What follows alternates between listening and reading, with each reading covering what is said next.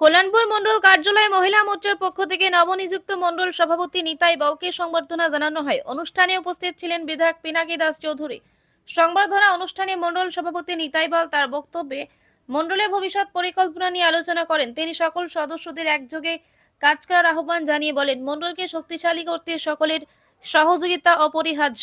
একতাই আমাদের শক্তি, একতাই আমাদের সাফল্যের চাবিকাঠি। তিনি আরো বলেন, আগামী দিনে মণ্ডলের কার্যক্রমকে আরো সক্রিয় ও উন্নত করার উদ্দেশ্যে সবার সহযোগিতা কামনা করেন। এছাড়া উপস্থিত সকল সদস্য ও শুভানুধ্যায়ীদের প্রতি কৃতজ্ঞতা প্রকাশ করেন মণ্ডল সভাপতি নিতাই বল।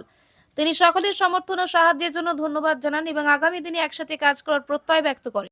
আজকে 27 কল্যাণপুর প্রবন্ধক মণ্ডলের আমি গত 23 তারিখ আমাদের রাজ্যের রাজ্য সভাপতির হাত ধরে আমাকে মণ্ডল সভাপতি দায়িত্ব দিয়েছেন।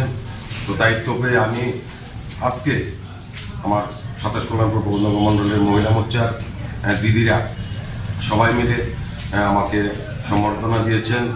তো এবং ওনারা আমার পাশে থেকে এই মণ্ডলকে সারা রাজ্যের মধ্যে একটা সুন্দর সুগঠক মণ্ডল তৈরি করার জন্য তারা প্রতিজ্ঞাবদ্ধ হয়ে আজকে আমার সঙ্গে তারা কথা বলেছেন।